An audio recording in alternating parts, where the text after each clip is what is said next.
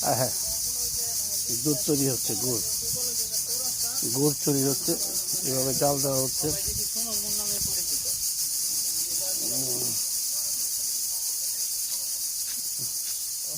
এটা আসলে একটু মিস্টেকই হয়েছে, এটা এই পাটলে সবজি মিলে আর কি।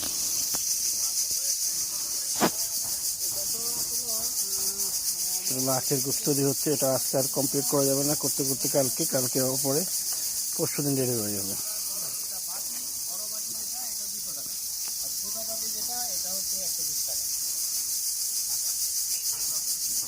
আমার এখানে 1 কেজির মানে মূলত দইয়ের ওজন যেটা, এটা 1 কেজির আমার এখানে। এখানে কতটুকু হবে?